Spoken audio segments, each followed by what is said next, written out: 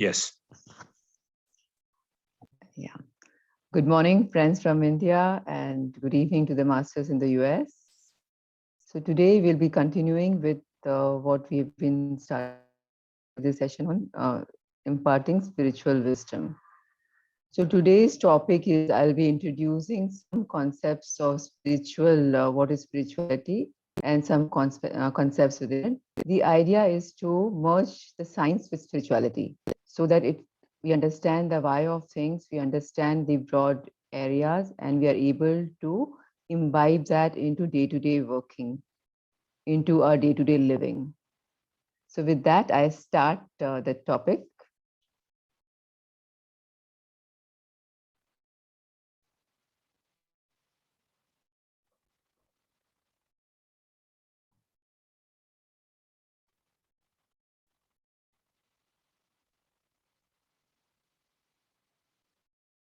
Can you see the screen as well? I'm sure.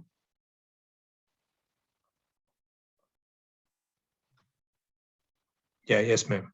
Thank you.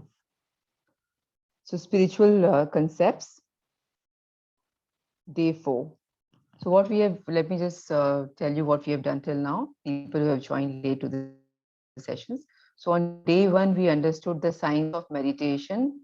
Day 2 and day 3, we understood from Parmeshwar sir, what is yoga, yoga siddhanta, and Ashtanga Marga of Patanjali. Today, we are going to be understanding some spiritual concepts so that the subsequent weeks, when we are going to go deeper into these topics, we are able to relate to what the concepts or the fundamental concepts are. So the very first thing I want to talk to you about today is about oneness and cosmic energy. So let's start with oneness concept first. So what is oneness? So oneness is a basic principle, the basic law of all spiritual teachings. It's the basics or the fundamental of every being. So what does it mean? Oneness is basically an experience in which we feel connected to each and everything in the universe, with ourselves, with our surroundings. And this is something we can understand from our awareness level, but the idea is to experience this. And it's only when we experience that we truly feel connected to one and all. When we feel connected and we are in oneness, there is no two things. There is not me and he and me and she. It's always is just one. So that is the highest level that we want to reach through our spirituality or through this path. And this oneness, there is a divine law of oneness, the very first law, which talks about that everything in the universe, starting from mineral kingdom, animal kingdom, plant kingdom, human kingdom, divine kingdom, everything is one. Everything is emanated from the same source, and everything is a reflection of that. We came from the oneness, we are going to merge into the oneness. When we experience this life, we see ourselves separate from the drop of the ocean. But we are the ocean. When we merge back, we are the ocean. This is the level we want to reach. So if we see all the ancient wisdom, say from Buddhism, all the wisdoms, all the ancient tradition talks about oneness being the base principle to lead a happy quality life. As per Buddhism, oneness or wholeness is same as interdependence of all living beings on each other. Zen philosophy also states that one should move away from individualism and detach from their own body and mind so that they can live into a big mind. As per Advaita Vedanta also, the entire universe is made up of pure consciousness. Therefore, all substances, living beings, nature beings are all one, and there is no separation. And this separation which we feel is just our ignorance. Our journey is to move from this separateness to oneness. According to Taoism, the ancient Chinese way of living, one should move away beyond the attachment they have to themselves and live among the harmony with Tao. Ashokji, can I request you to mute everybody? I can hear some disturbances. Yeah, I did, ma'am. Thank you so much. So that is about oneness. So this is the core of the being, core of everything. With this, let's understand what is cosmic energy or universal energy as we call it.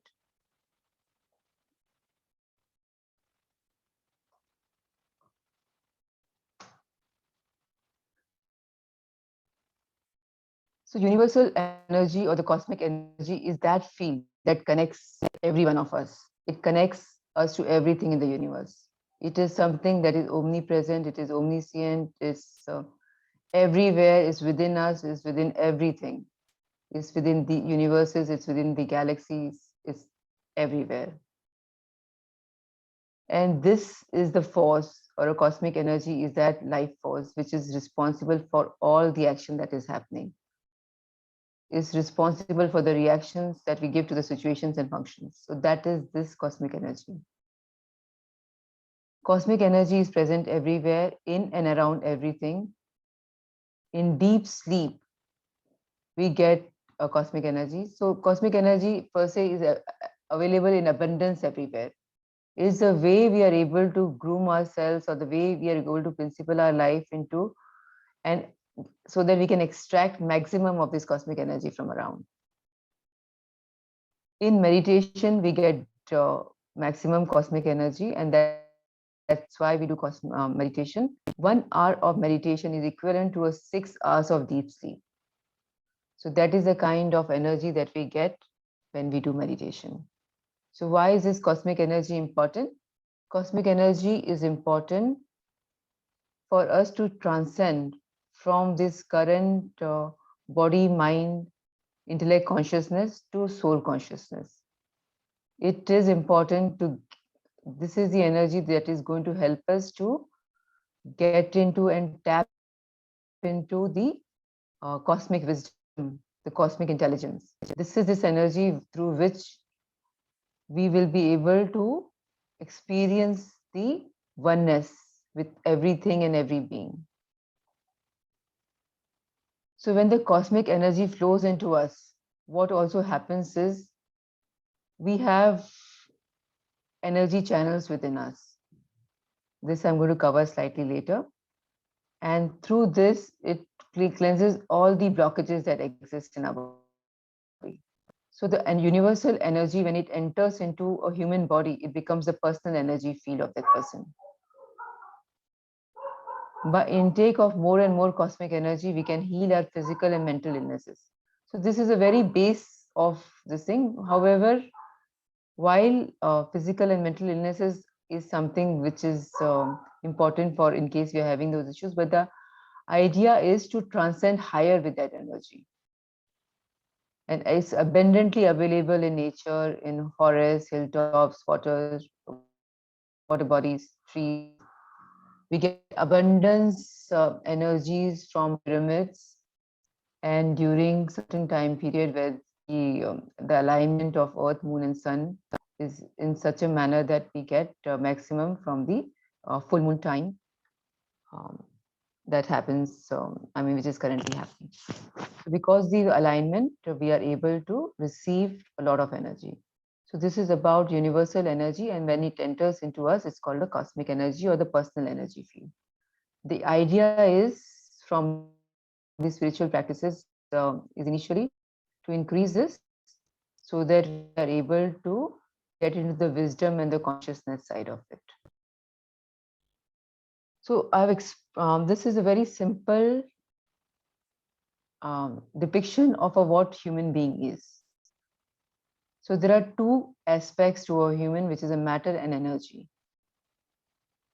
So when we talk about matter, it's a gross matter like a body that we see, and the subtle matter like mind and intellect.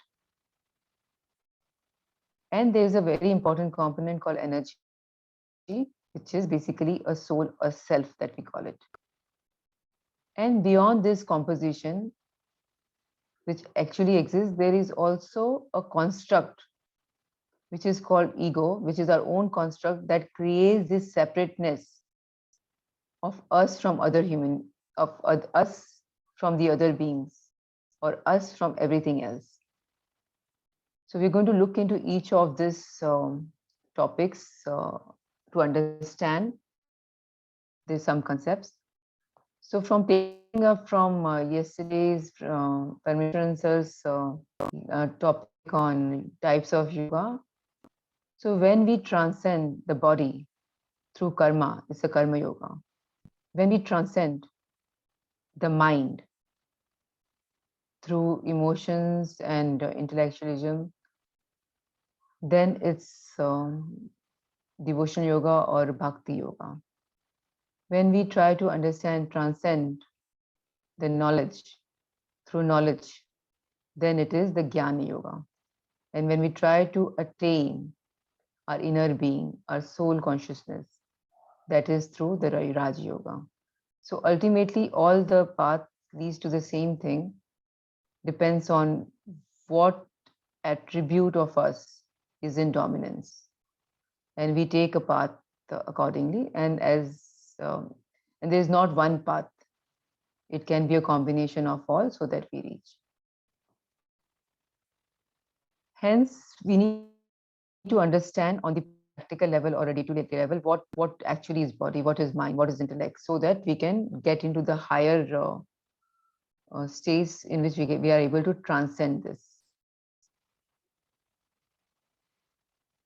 So human body. Very simply, when we look at a human body, we look at it as something which is gross. We can see, all of us can see the gross body, right? And at the smaller level, we are just individual cells which come together to form tissues come together to form organs form systems like digestive system, reproductive system and all.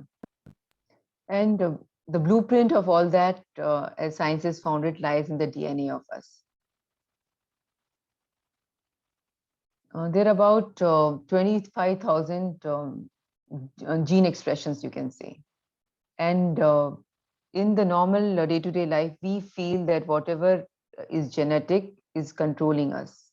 It has got control over everything. Whatever has been coded into us is what is going to control our life.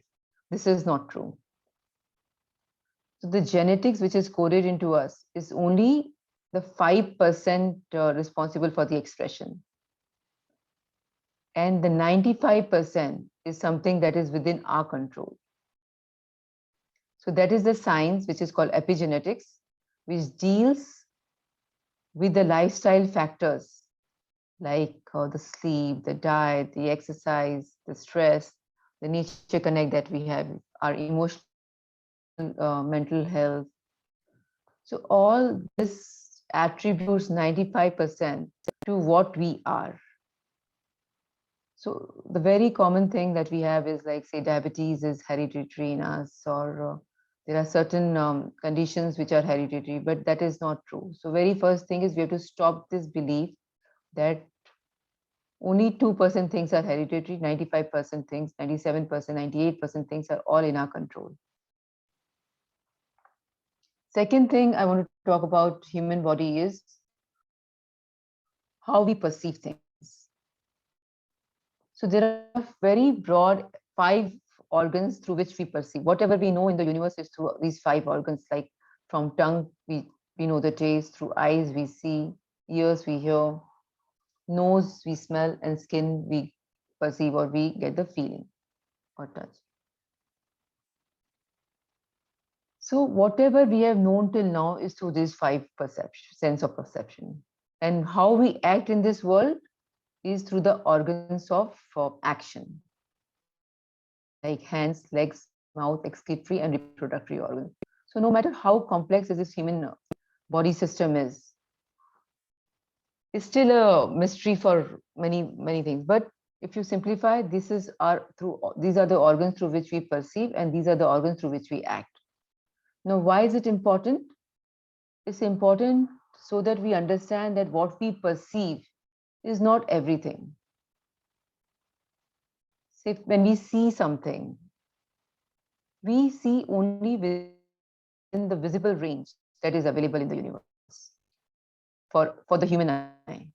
However, there are rays which are not in this visible light that we can perceive, like infrared rays, UV rays. We can't see them. But does that mean it does not exist? No, it exists.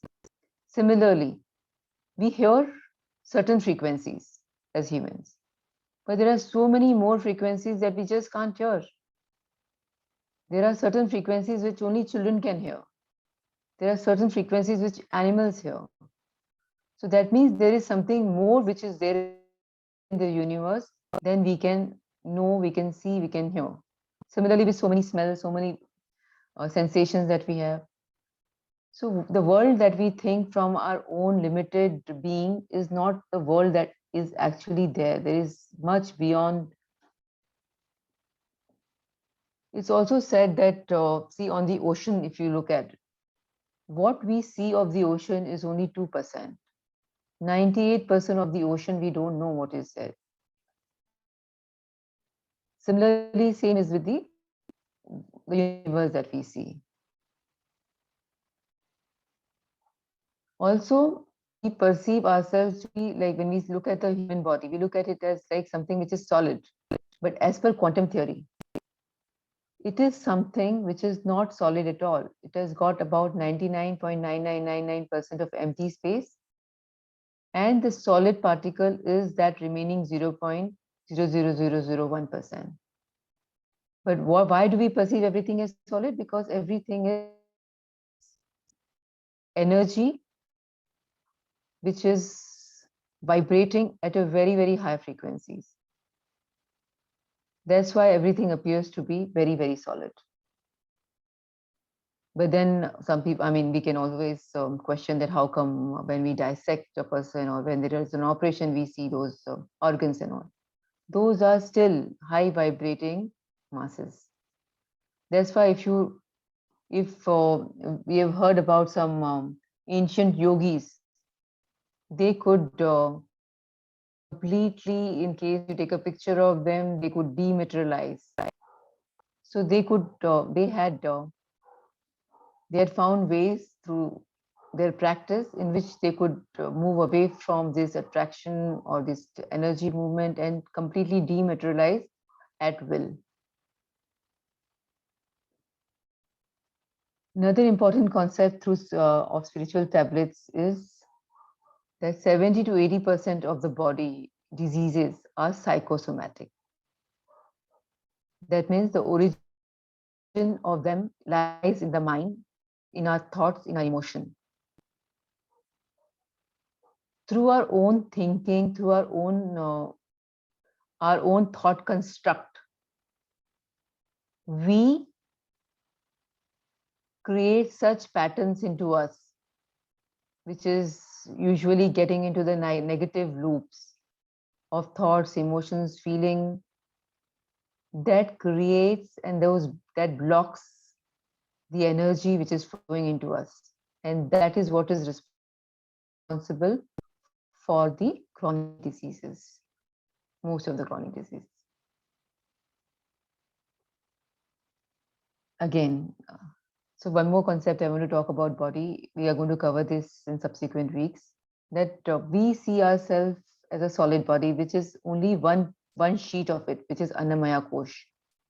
As per the philosophy, there are 7 bodies that we have. The Annamaya Kosh, the body, physical body that we see, there is an energy body which is also called as Pranamaya Kosh. Then we have a Manomaya Kosh, which is our mental body, which is about mind, thoughts, emotions. We have Vijnanamaya Kosh, which is our intellectual body, the wisdom body. We have Anandamaya Kosh, which is a bliss body. If we look at the modern science, the allopathy side of it, that considers only Annamaya Kosh, the physical body, and it works only on that. When we go to energy medicines like pranic healing, Reiki, acupuncture, acupressure, so these are what they consider human body to be energy body. That's why they have those this thing, and they work only on the energy body. And their belief system is by controlling the energy body, we can control our physical body. If we look at the modern psychiatry, which doesn't deal with the human body so much, it deals with the constructs of mind. So they work only on the partially on the part of Manomaya Kosh, which is the mental body. Vijnanamaya Kosh, intellectual body, is where spiritual tablets come into picture. And bliss body is the feeling, bliss body is a body which we are, is a natural state of us. When we understand we are in the soul consciousness, we are going to be experiencing that bliss body. When we have transcended our mind, body, intellect construct, we get a feeling of bliss. So sometimes in deep sleep you get a glimpse of it, but that is not what is exactly is. If you look at this construct of these 5 bodies, we can safely say that if we are soul conscious, we can control our intellect because we understand we are the body, we are a soul, not the body. So we can influence our intellect through spiritual means. And when we understand through knowledge or through wisdom that we are not this physical body, we are a soul and not a body, through that understanding, we can, to some extent, tame our mental body. Because whatever mental issues that we have currently or we deal with is because of the sense of separateness that is there. All the negativity that arises in us is because we don't know who we are. And this is our journey to know. And once we know who we are and we are able to transcend the mental state, our body energies are automatically going to be controlled. Because our body is not in energy is not in the synchronicity of the energy. The reason being because our mental, the way we think is incorrect. And if our energies are right, our physical health is also going to be perfect. So this is the science understanding the human body. Now let me take you through the other components. Human mind. So human mind is an element that thinks, perceives, intends, reacts. It's a collection of thoughts. When we talk about thoughts, in a given day, we have about 60,000, 70,000, 80,000 thoughts. And we are not conscious of so much of thinking that is happening. And this is not actually thinking, it's basically mind chatter which is constantly on. One thought comes, if you're not aware, we get carried away with that thought. Until we realize, okay, 5 minutes, 10 minutes have passed and we have expanded that thought into such a negativity, then we realize and then we start to come out of it. That is a time where if we have a right awareness, we are going to be able to stop our mental unnecessary chatter that is happening. Our mind is constantly thinking, is jumping from one thought to the other thought. It's called monkey mind because, it's because how a monkey jumps from a tree to a branch to a branch without leaving a branch, it doesn't hold on to the second branch. That's how our thoughts move, that's how our mind moves. It thinks about one thought and then immediately about the second thought and then the third thought. That is the nature of the mind. Can we control it? We cannot control the thought process. Can we bring awareness? Yes, we can bring awareness so that we can do right thinking. Now, there are different components to our mind. There's a conscious mind, there's a subconscious mind, then there's an unconscious mind. So why is it important? Because conscious mind which is in our control is only 5%. So when I say 5% of the mind is in our control, 95% of the mind is between subconscious and unconscious. We all know overeating is bad, right? We all know being angry, getting angry is bad, is not good for anything. That our conscious mind understands that anger is not a good emotions to have most of the times. But still, when the situation comes, we get angry at that moment. But what has happened in that moment? In spite of the conscious mind knowing very well that these things are not good for you, is the subconscious mind that comes into picture. It acts.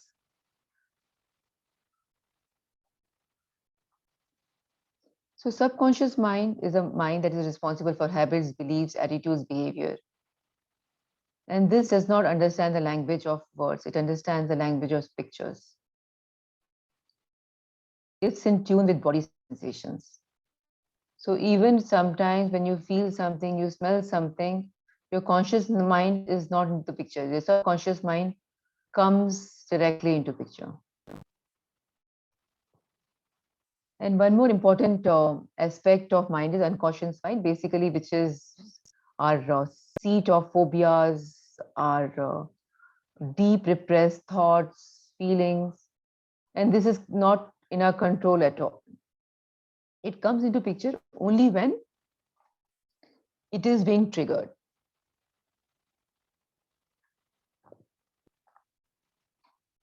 So why we need to understand the nature of the mind is because when we will start moving into the journey of understanding and transcending all these things, we will be faced with each of those components. We should be able to think and say, okay, where is it coming from? Why do I think the way I think? And the last and very important aspect of mind is constantly going towards pleasure.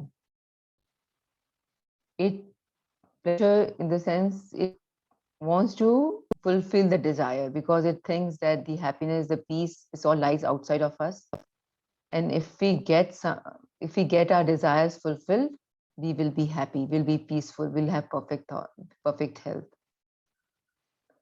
And these desires is what is responsible for all the primary emotions that we have.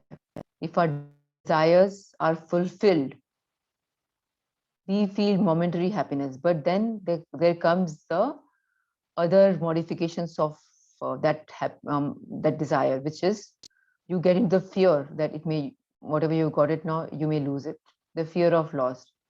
Then there's a second modification, you get something, you want it more. Today you have a independent house, tomorrow you want a bigger house.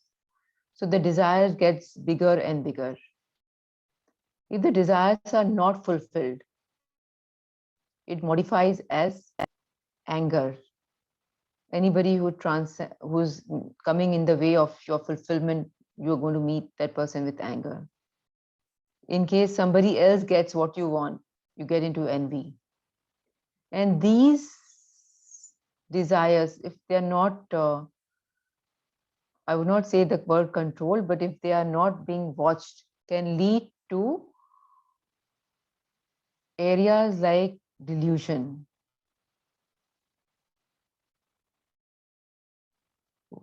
With higher intensity, it will control you completely and it will prevent you from acting righteously. The sanity to act righteously will be taken away.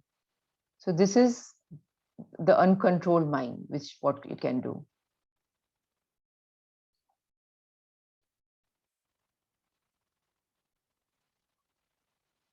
So just to understand, so this is what mind is. But if we can control our mind, if we can have mind to our side, the mind can, to some extent, tame our bodies. So you're reaching higher.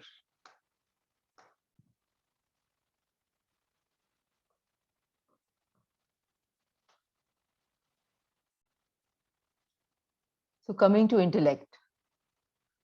Now, intellect is a faculty which is available only in the human beings. We have other kingdoms like animal kingdom and all. So this is the only thing which is available to human, because all other animals are governed by their instincts. So if a snake, when it senses danger, is going to bite. A tiger, when he's hungry, is going to hunt. However, in human, we have this capacity to discern, to think, to reason, to weigh pro and con before we act. And this intellect is not, I'm not talking about the intelligence that we gain through academic pursuits. This is a subtle intellect which we can build by a conscious effort of understanding our experiences, getting the lessons from it, getting the wisdom out of it through contemplation, through reading right content. So, in any situation, say for example, if you're doing something which is not appropriate, there is a voice that tells you inside whether you're doing right or wrong. So this is that conscious that comes into picture, whenever we are faced with things which is to be done, which is right as per us or not. It is a soft voice. It is always going to be talking to you. The only thing is how much in awareness we are, whether we choose to listen to it or we're not able to listen to it. And as I was talking about mind, it produces thoughts. Now, when a single thought comes and we are able to stop that thought at that point in time itself through a use of intellect, then we are preventing the compelling desire which it can become if it is not controlled. Let me give you an example of a day-to-day level. Say, for example, if I just look at a sports car and I think, oh, wow, this is something I should have. Now, the moment the first thought comes in, if I'm in awareness, I can transcend that thought and say, no, this is not something which is in alignment to what I want or something. But in case if I'm not thoughtful about or not in awareness of that specific thought, then it will get into, okay, I need a yellow color one, it's going to be Ferrari, it's going to be this, it's going to be that. And it's become like a full chain of desire, and it's more solidified. At that point in time, it's very, very difficult to stop that desire. So that desire has already taken roots into you. But if you have used the objectivity of the intellect, it can stop then and there itself. So that inner voice, conscience, inner knowing is that human intellect. Body can be tamed by mind, mind can be reasoned by intellect, and intellect can be sharpened by the right wisdom. So we need to develop wisdom through contemplation, experiences should be imbibed, and so that we can curb the reactivity of mind. So this is how we are transcending from body to mind, mind to intellect. Now let me tell you about a little bit on the ego. We are going to be covering this in great details when we talk about personalities and all the subsequent thing. Now, ego is the feeling or the identification that we have with the separateness of who we are. While it is to some extent important, because without which we will not be able to survive in this world, for the basic protection, for the basic existence, is important. But we need to understand what it is so that we are able to come out of it when it is required. So ego is a fabrication of mind. It's a self-image that we create in our mind. And that image is something that you not only create for yourself, but you also try to keep it intact in other people's mind. Say, for example, I have created Jyoti as a personality or an ego, which is somebody who's extremely diligent or extremely disciplined in doing things. This is the image I was holding on from a long time. And then if somebody tries to challenge that aspect, or a situation comes where I'm not seen the way I want others to see me, is going to create a lot of rejection within me. Is going to create a lot of I will do everything to protect that, no matter whatever it is, whatever it takes. I'm going to keep it intact. I will try my best, not no, so that that image is not destroyed. This is what we try to do day in and day out with us. Forms rigid opinions about us, forms a distinct image about us, and which is completely biased most of the times. It's years of conditioning, the childhood conditioning, society conditioning that has formed this. And when we are, that's why most of the yogic things is transcend the ego, dissolve the ego, and let your real self shine. The characteristic of the ego is every time you're complaining, you were wanting, you carrying a resentment, a grievance, you want to be right, you want to defend yourself, you like the dramas of life, governed by fear. All these is showing you that you're acting from ego and not from yourself, your inner self. So every time you are in that situation, understand that this is your ego acting out. And then also there's an important thing that ego tries to take a dominant personality. This I'm just saying, this is from the New Age Jung's philosophy, which talks about that either we take off one of the dominant personalities, like I may choose myself to be, say, for example, I am a caregiver. This is my dominant personality that I have identified with for whatever reasons. In my childhood, I was maybe expected to take care of my grandparents, and I was appreciated for that, and I was accepted largely. Then I would take that as a dominant personality. Then I will look and find situations where I bring out that personality. I'll attract those people which requires my caregiving ability. And that's the role I'm going to play through my life. Some people can take a role of a rebel, that everything comes, they want to rebel against it. So understand, where are you acting? How are other people acting? So ego is a sense of separateness, is a cause of much of the suffering, and this is what separates us from the other living beings. So coming to soul, this is the important aspect. So human soul, what is it? Who am I? Now we identify with a physical body, that okay, Jyoti is this body. Now, if I say, if every part of me is taken away, say, for example, I meet with an accident and my hands are amputated, my legs are cut off, am I still me? Yes, I'm still me, right? If my organs are replaced one by one for whatever reasons, is it still me? Yes. For some reason, if my memory is also gone, is it still me? Is it still the Jyoti? Yes, it's still me. If I'm in some stage of altered this thing, say, for example, I'm in coma, am I still me? Yes. So there is something which is you, but it's none of your body parts. It is something that is there from the birth till your death and beyond. So who's this thing? What is this thing that is seeing everything which is happening into your life? So if we question, who am I? Who am I? Like who's that thing? Who's this thing who's witnessing everything?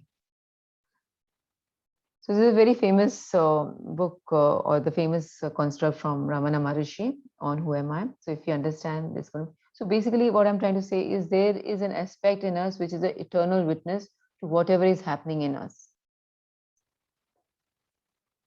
This is that thing which we call the human soul, the higher self, the self. Once we try and understand and relate to this, we will not be a limited physical body that we think ourselves to be.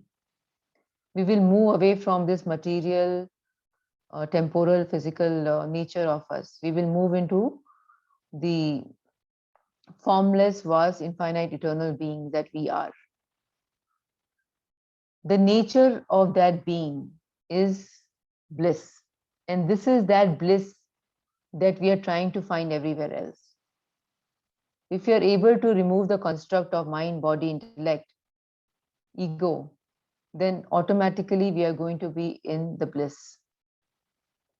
However, to know that this cannot be done through intellectualization, it cannot be done through awareness, through knowledge. It is something that we need to experience. And how do we get it? I mean, we can experience this through meditation when we are able to move away from these constructs that we have. Sometimes we do get intuitions, right? Like something you're looking for some answers, and all of a sudden you get some knowing which your human mind cannot give you. And that is that intuition is one of the attribute of our soul. So through those things, question if you next time when you get something, where did it come from? Did you think it? No, right? So there is something which is higher than us. The qualities of soul is peace, power, knowledge, love, purity, happiness, bliss. This is what is our true nature. However, since we are not identified with we being a soul, we are away from all of this. So body, as I said, can be tamed by mind, mind can be reasoned by intellect, intellect can be guided by the soul knowledge. Now it's while we do understand, we have awareness, but there is something higher than this. But till the time we don't really experience it, we can just suspect that there could be something higher. So this suspicion that we suspect that yes, there could be something higher, then we experiment. And our journey of this life is to understand who we truly are. This is the path of spirituality. So spirituality is the knowledge, the experience, the transcendence of one's own authentic self or soul. Understanding that we are not the body, we are a soul. There is more to life than we can experience through the sensory and the physical level. There is something higher that connects all of us. There is an ongoing existence of us even beyond death. Spirituality strives to answer the life purpose, the truth about human existence, and other mysteries of the universe. And meditation is that gateway to the spirituality. As per spiritual tablets, we are energy, consciousness, and wisdom beings or units. So ECW is what we call. Now let's see quickly what is energy. So to some extent, I've already covered this in the cosmic energy section. So understanding this energy component, this is the cosmic energy, which when we get into, it becomes a personal energy field. There's a little picture, if you can see a layer of energy around a human body. This is something that exists within and outside of us. It's sometimes also called as aura. Depending upon your level of consciousness, it expands from few millimeters to few kilometers.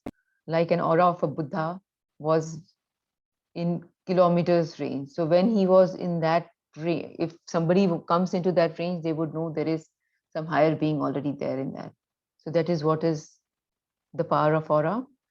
This can be, we can see this aura through contact photography, like a Kirlian photography can actually, you can see the aura of a person.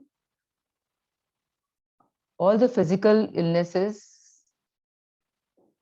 first manifest into the energy body or this energy field that we have, and then it comes into the physical body. And typically there are some people who can sense the energies. They are called medical intuits, or they could look at the aura of a person and they can see that there is some disease which is manifesting. So that's how the powerful our energy body is. How do we earn energy? We energy and earn energy can be earned through deep sleep, fresh organic food, meditation, natural mineral water connection to nature, playing with toddlers, and doing selfless service. So this is how we earn this energy. How do we spend this energy? Through doing ideal way of spending this energy is doing the duties of the body, family, community, soul. These are the dharmas of Sharir, Kutum, community, and Atma. How do we waste this energy? Through repetitive thoughts, dramatic emotions, meaningless chatter, doing actions which are not aligned with your life purpose, through a lot of social media, unnecessary intake of news, addictions, illnesses, doing multitasking. So our aim should be more than time management, we should do energy management. How well we are able to optimize this energy, be mindful of what you spend and where you spend this energy. Consciousness. Now, consciousness is our awareness of ourselves and of around us, of the world around us. Consciousness is something beyond time and space. It's our subjective experience at a given moment. So different states of consciousness can be like when in the current state, we are mindful, we are wakeful. When we sleep, there's a stage of dream in which our mental world does not exist. Then we go into the deep sleep where physical and mental world, none of them exist. Under hypnosis, we are in a different state of consciousness. Under meditation, under psychoactive drugs induced. So these are various levels of consciousness which exist. Consciousness can be blocked by diseases, dullness, dysfunction, doubts, laziness, sense indulgences, false perceptions, non-perseverance, indecisiveness, non-equanimity. So these are various ways in which our consciousness can be blocked. And as our reality will shift, as a consciousness will shift. When human consciousness expands fully, like we completely expand into the whatever it is, we experience the sense of oneness with other human beings, nature, and world as a whole, or the universe as a whole. So this is where the consciousness has to lead us to. And the last part is about wisdom, energy, consciousness, wisdom. Wisdom is a knowledge that we live in moment to moment of our life. It's a knowledge we live with. It's not the knowledge we have.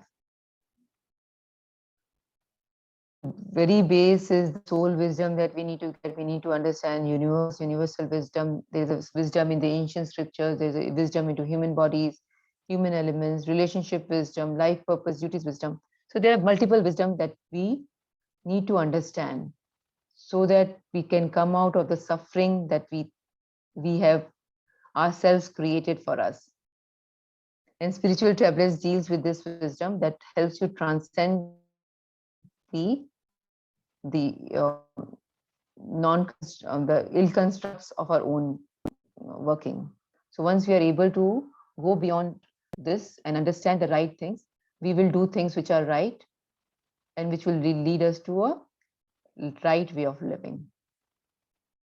Okay, so thank you so much for your time. With this, we will start into meditation. If we have questions, then we can take it up post the meditation. I hope you could understand the concepts. We will build upon these concepts in the subsequent weeks. Thank you much.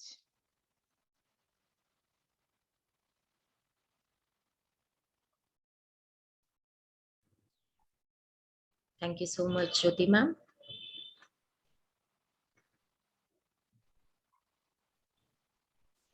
My dear friends and masters, let us all prepare ourselves now for meditation.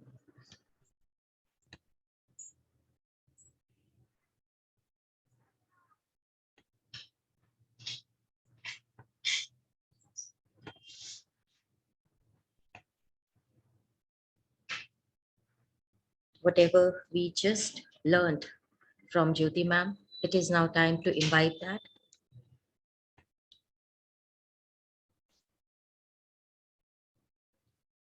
We follow the simplest form of meditation, that is Anapanasati meditation, wherein we become one with our in-breath and our out-breath. All this while clearing our mind and making space for new wisdom. For those who have joined us for the very first time, please follow the instructions, prepare yourselves, and benefit from the energies of meditation. A soft music will be played in the background, which will be an anchor, which will be a reminder for you to be watchful of your breath and not dwell in your thoughts.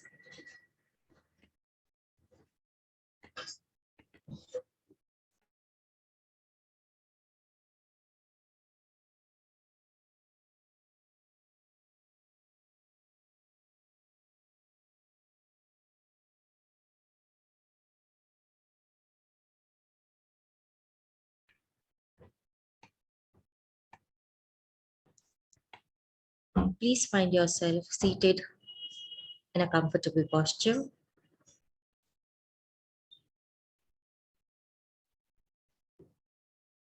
You may either sit yourself on the floor or on a chair.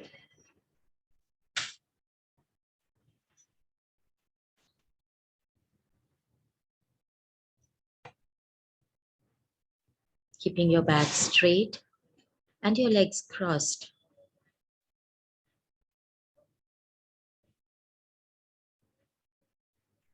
Clasp your palms, fingers into fingers.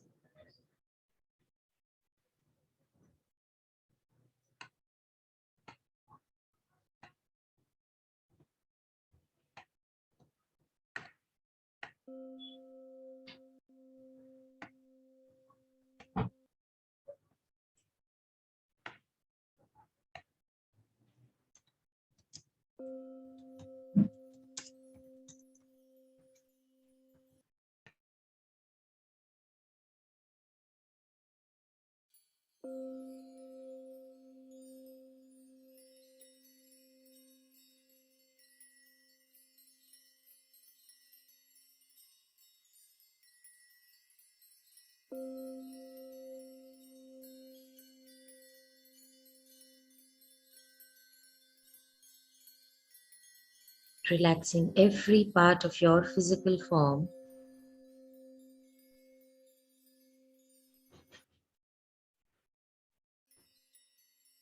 Gently close your eyes.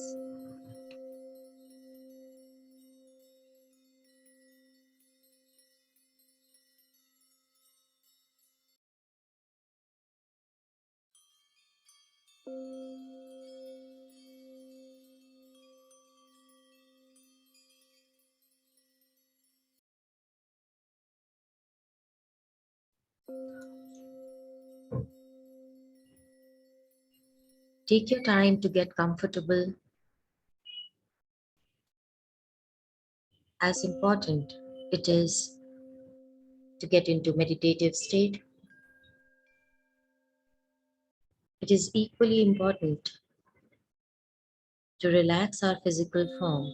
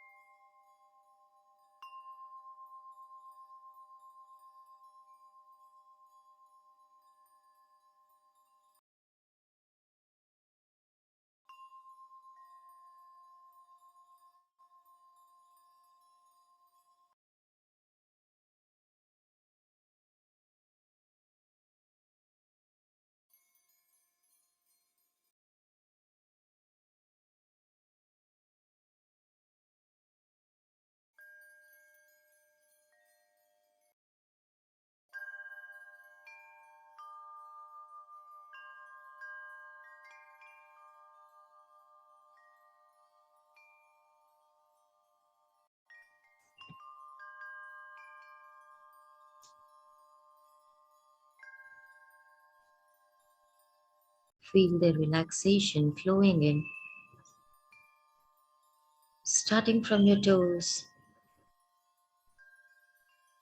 moving up till your crown.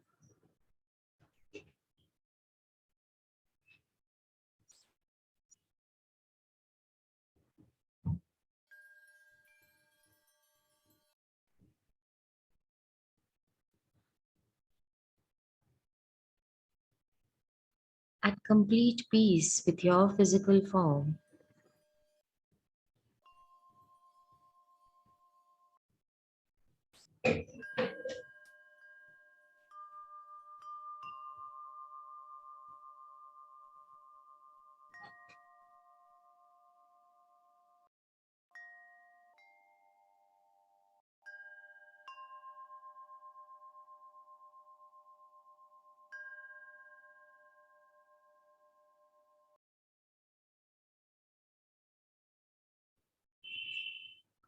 feeling more and more relaxed.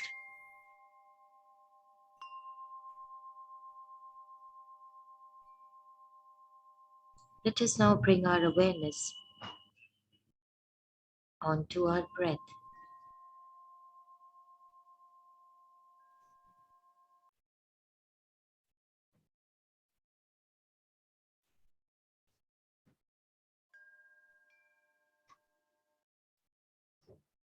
Witness how your breath is coming in and flowing out of your body.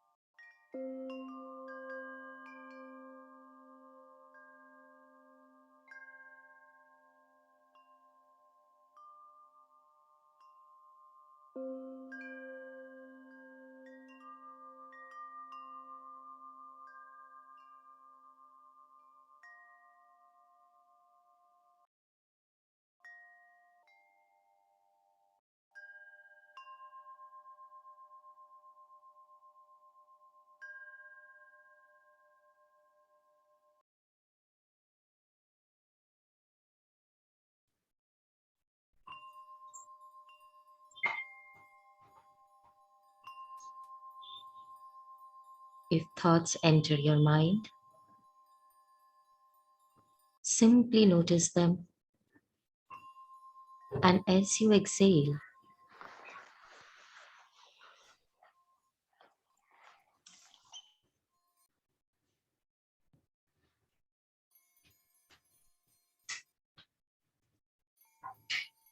as you exhale, let those thoughts pass by.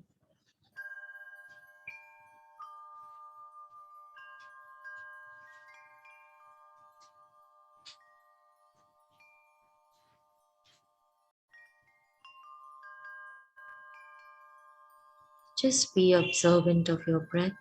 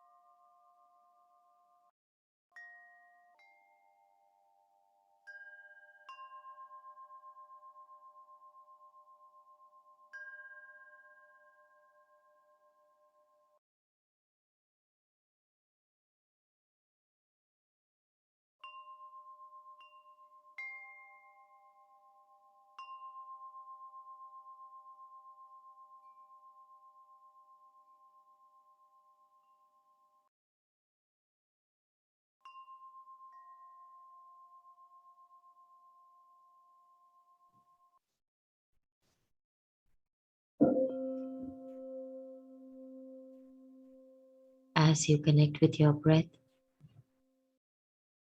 your mind becomes rather empty.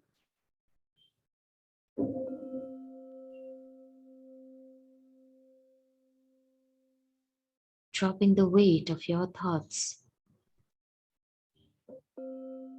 feeling more and more relaxed, and opening up yourself to receive the divine cosmic energy.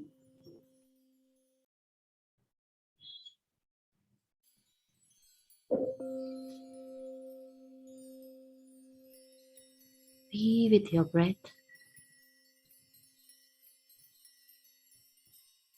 breathing in, breathing out, completely relaxed, completely at peace.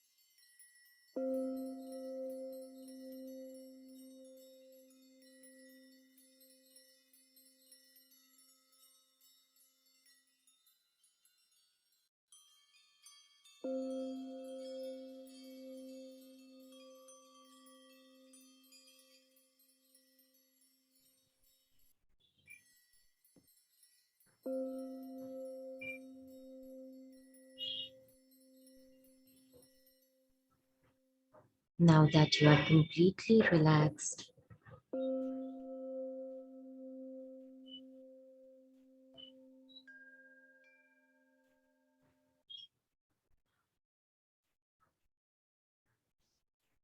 feeling at peace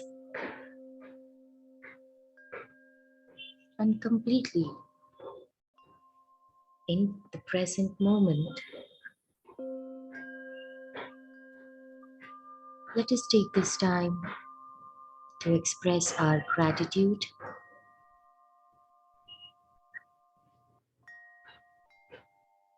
gratitude towards our breath,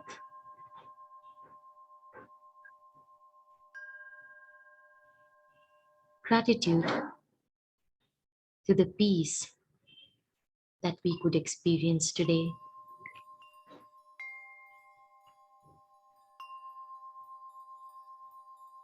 Gratitude towards this divine cosmic energy.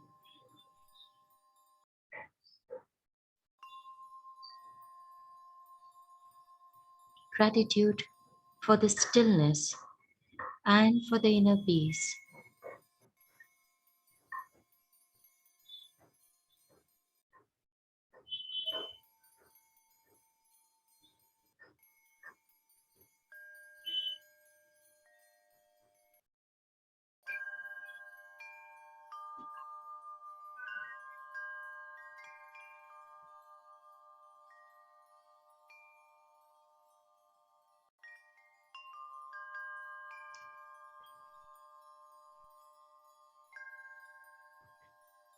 My dear friends and masters,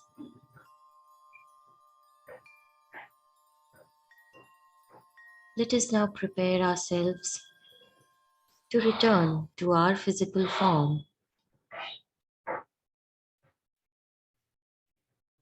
Slowly move your fingers and wiggle your toes.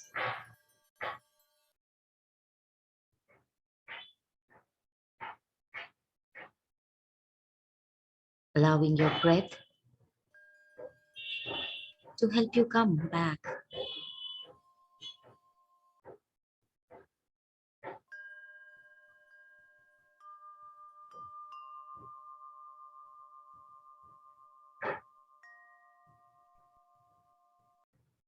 Bringing your awareness onto your palms. Rub your palms together and gently place them over your eyes.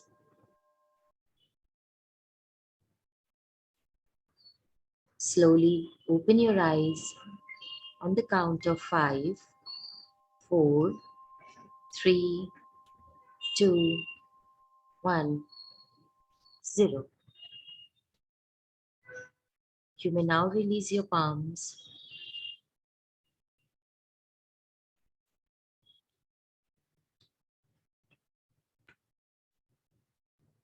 Thank you, Masters.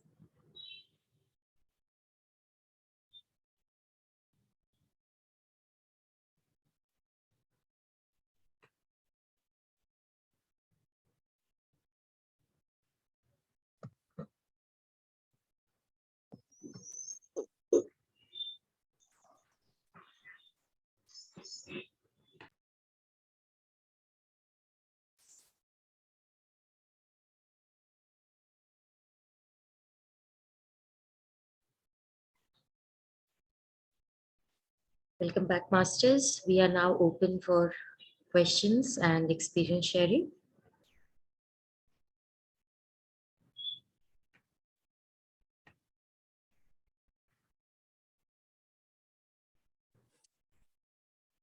Thank you, Sneha ma'am, for the beautiful meditation. It was wonderful. And thank you, Jyoti ma'am, for your wisdom sharing. Thank you.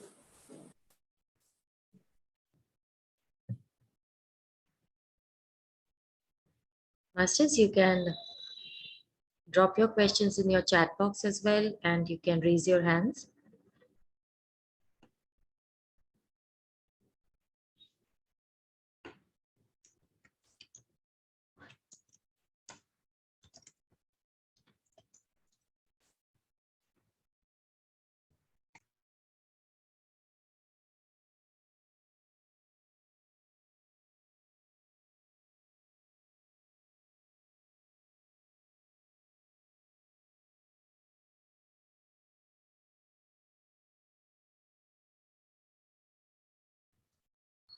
Jyoti ma'am, there's a question. Is multitasking Not a good habit. Yes. not a good habit? Yeah. So yes, multitasking is not a good habit. The reason being, when we try to do multitasking, we are spending too much more energy. And when we do a single tasking, we put all our focus and we become one with the task. So when we do only one task, it itself is a meditation. So multitasking, while it is in the recent times, it's said that it's a good habit. It is not. So I think Induji is asking that, right? Induji, does that answer your question? It's not a good habit. All schools, everybody says, do one thing with full awareness. Only so when you walk, you walk. When you talk, you talk. When you eat. All right. Thank you so much, Jyoti ma'am. I got it. Thank you.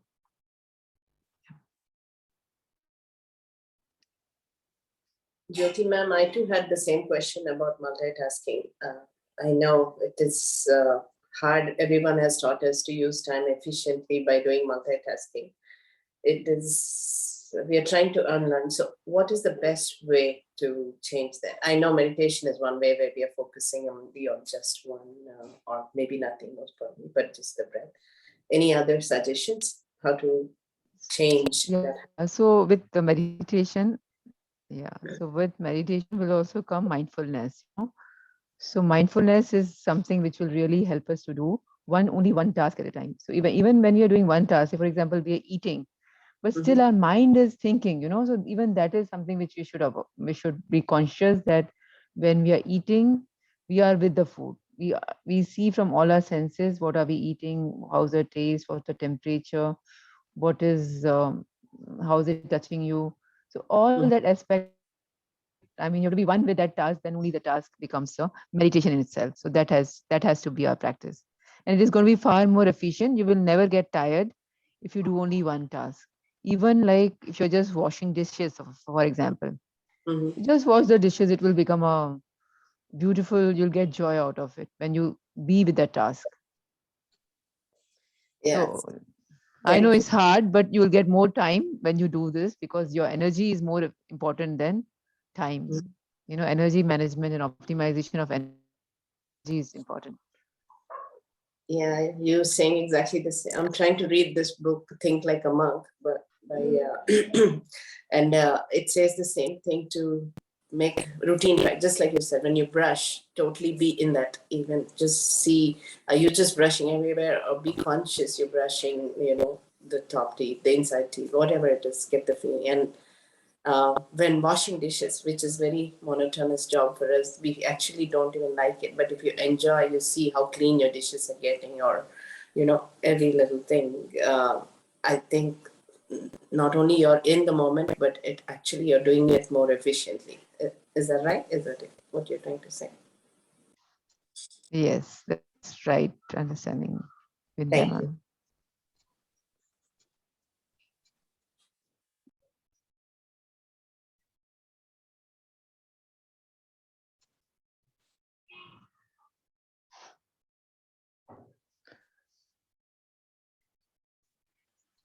Can you hear me, madam? Yes. Okay. Madam Sadia, we can hear you. Yes. Good morning and good evening, everybody. The multitasking, I just wanted to share a little experience. Normally, it was habit. I'll see TV and eat food. I take my lunch or dinner, whatever it is. And sometimes I'll talk with friends around it, or my family members. So after doing this meditation, everything, recently, I forgotten because I'm totally on sattvic food. I'll take the plate, whatever need. I'll go to my veranda there, look at the sky, at the all the what you call environment around there. Beautiful. I'm beside what you call nature, the trees and everything, and I say, I'm not this body. I am the soul. I am the soul. I'm not the body. The body needs the food. So the soul has come to this body, to this particular birth. So I must keep my body clean and healthy. So with that, I do the Brahmatmanam, and then a few minutes I just think of it and eat. And all the thoughts goes off, no? The mind, the no thoughts. I see only greenery. I never talk to anybody. I never hear anybody. I just see the food and concentrate on the food only. So that means this only single-minded only.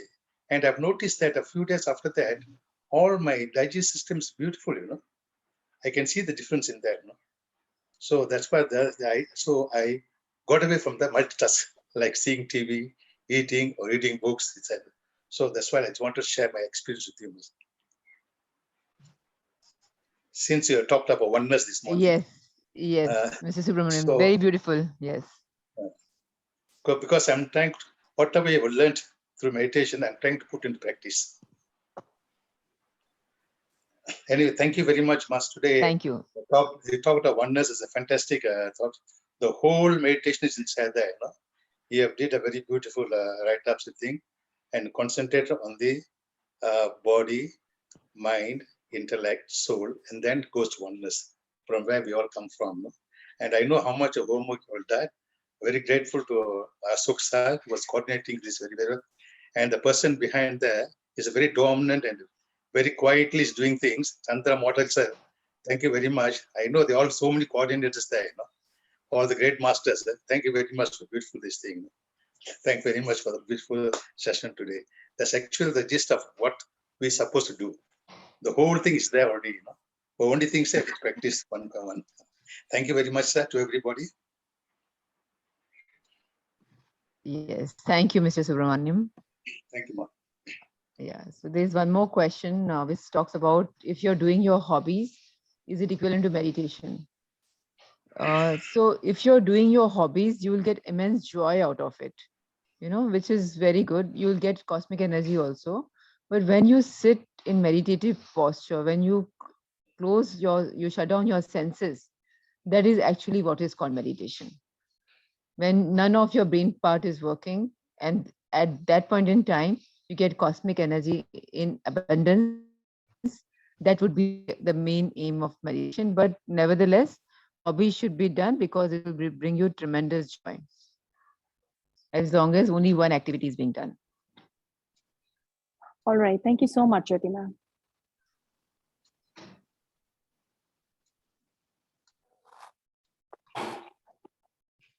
Sheshu, MV Sheshu, Yes. please. Yeah. Yes, Sesh madam, today I attended the Yeah. meeting, meditation madam. I'm very happy to be doing this meditation madam. I have one question madam. While I am doing meditation, how can I feeling that emotional, how to balance that emotion and also some energies I am taking. Why should that energy should become leads to that anger, ego, not ego, sorry, anger. That's such like low frequency energy feel. How to balance that emotions? I want to know. That's it. Is there any books there to read balancing the emotion? Thank you. Yeah. So, Mishwaji, sorry, I didn't get your name. So the thing is, you're asking, you go through a lot of emotions. What is the way to balance those emotions, right? Yes, sir. Yeah. Yes, So ma'am. see, as I said, there are multiple levels you can transcend your emotions. One is to do good meditation constantly, steadily, So it will bring immense energy. You will get the wisdom of you will become less reactive to whatever is happening in your life. This is the direct path of doing meditation. Second is, as I said, be in the oneness consciousness, that everybody is one. See, most of the issue, the emotions strongly we feel is because we feel the other person to be separate than us. Hence we get offended, hence we get those strong emotions. But when we think and when we are that everybody is one, what the God in him is what is in me. So if we get into that consciousness, automatically we will not be reacting. It's a thinking process that has to get changed. So automatically emotions will not arise. But anytime you have emotions that are arising within you, it's better to be with those emotions rather than distracting yourself from anything. So when you sit with those emotions, feel those emotions, name those emotions, you will be able to transcend that emotion. Otherwise, the unexpressed emotions will get trapped into your body. So there are feelings which are already, I mean, some emotions are already repressed. So it's better to sit with those emotions, feel those emotions when as and when they arise. And not to get new emotions, then we have to raise our awareness as to who we are. We are the body, we are not the body, we are a soul, and into be a oneness consciousness. Yes, there are many books. We will post it in the group, the relevant books we find. Thank you. I am always I am attending level 1 spiritual tablets course in Telugu, madam. Actually, Okay. I know, I don't know how to speak English also. Little bit of learning English I am speaking with these sessions, madam. So I think energies came in my body. I feel that one, but knowledge also there, madam. I have so much knowledge and I read so many books also, madam. But implementation is not there, madam. How is it possible to doing meditation to implement that ideas also, madam? Yes, yes. So meditation is the very short way of transcending your emotion, because when you will sit, you will get energies. You will be able to correct your thought process. You will become less reactive. So when you become less reactive, you will see everything as a witness. Okay, this is happening. You will witness your emotions also. You will witness your thoughts also. You will witness the life situations also. So when you become a witness and not get, okay, this is happening, let me see. This is also happening, let me see. Just be a witness. Once you get involved with it, then that is when um, it's very difficult to, but it's a process. So be steady with your meditation, it will automatically happen. That I can assure you. With steady practice, you will try and see. See, even if the strong emotions will arise, it will just take seconds before you will come into awareness and not be with those emotions. Okay, okay. Thank you, madam. What is the meaning of trance, madam? I'm always in trance mode now. While I'm doing meditation, I'm in trance. I'm always going in trance, madam. Okay. See, so trance is also a meditational experience, but ideally with lot of more meditation, I would think that you will have more energies into you and you will be alert. So even in that state of actively alert is what is going to be, you're going to be reaching shortly with practice. So trance is a state of an altered where you are not physically present, you're not mentally present, but you there is a state of existence. But I would suggest you continue with more meditation, and at with time you will become alert in your meditation. That is a stage we have to also reach. Okay, madam. Thank you.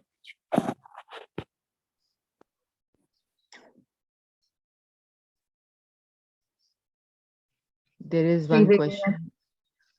Yeah. Hi, madam. Thank you so much. Actually, I missed, like today only I attended because of some timings issue. Is there any YouTube links available for a previous 2 or 3 sessions, madam? Yes. So right now it is not there, but we will be shortly communicating to you on the groups as to where you can access those links. Yeah, sure. Sridevi ma'am, just bear with us. We have uploaded the links. We'll share by today night or tomorrow morning. Okay, all the links Yes, will be madam. there. You can go and Thank watch it. No problem. you. Thank you so much. Yeah. I have been doing meditation since last 1 year.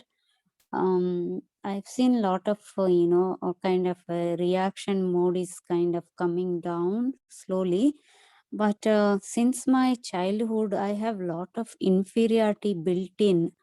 Even though I am doing good means like I studied and I'm doing IT job and I'm managing other like house and other activities, balancing. I do yoga regularly since like 6 to 7 years, but even though that feeling is not going at all, I don't know how do I overcome that inferiority feeling. Like right now, for example, like I want to grow academically also, like I want to change the job. I also want to do spiritually, I'm liking it and I want to spend more time on this. And then I end up more doing meditation and listening so many videos, audios. Then I feel guilty that I am not spending time on academics, and I have that inferiority going on. I don't know how do I like choose, or like how do I overcome this kind of situation. Like I started reading books also, because I am also liking that. I never read any book um, before this meditation path, but last year I ended up reading some 2 to 3 books, and like this year I feel like I need to improve and like read some more books. Like that also feeling is keep coming. And I feel like I need to last year I did 2 hours of meditation and I enjoyed it, and I feel like I'm spending time doing that. But even then, like that feeling that I'm not spending my technology thing, I should something like that going on. And then overall, from childhood, I have this inferiority also, So how do I overcome? Let me give you one particular, example. Like I am too short. Like I am 4 feet 9 inch. So since childhood, I have that feeling, because people used to call me, short or potty, like that. I used to cry, and then I later, like when I am in college, I kind of overcome that feeling, but I still have it inside. And now my son, he's also short in the class, and he was like, why are you your mom? And like he might be going through same thing, which is also bothering me. So, and those are kind of things are adding to my inferiority things. Like so I was not able to answer my child Yes. also. He is also too short. Okay. So Sridevi ji, as he said that we should stop identifying with the body. You see the power of your soul. See how much you have done, how far you have come. I mean, not reading anything to started reading books, So it's like not doing any meditation to 2 hours of meditation, able to identify. So first, stop identifying with your body. Start understand this. So we are also going to be doing tomorrow's session, which is going to be on the traffic signal of the soul tomorrow or day after. So we are taking that. So that is going to guide you as to when we get stuck with these emotions, how do we come out of it? Okay. And Okay. another thing is, see, height and all is very subjective. Just even if you want to understand on the physical level, understand it's very subjective. And maybe this issues may not be there in your son, but because of your own fears, you may be passing on. So you need to heal that part of yours, understand from where it is coming from. And in case you think it's really disturbing you, your childhood things, so there are a lot of YouTube videos on inner child work. So I would advise you to do that. Maybe you can ping me. I'll forward you a couple of links on that. Inner child Yeah, work. sure. Yeah. Yeah, So just yeah, sure. don't identify so much with your body. Start identifying with your soul. Like, and soul is unlimited. it is not limited anyways. Yeah, sure. Thank you, Jyoti madam. And Thank you, how do I Sridevi ji. overcome this conflict between, technology growth and this spiritual growth, if I yeah, spend some time reading my technology related, right? Then I kind of feel, why do I need to study now? Or let me spend more time on spirituality. yes, Then I yes, I ended up like understand. out of 30 days, like I am doing 25 days meditation. Sridevi ma'am, Yes. please make it more crisp for your question. So that way actually somebody else will have an opportunity to ask their question.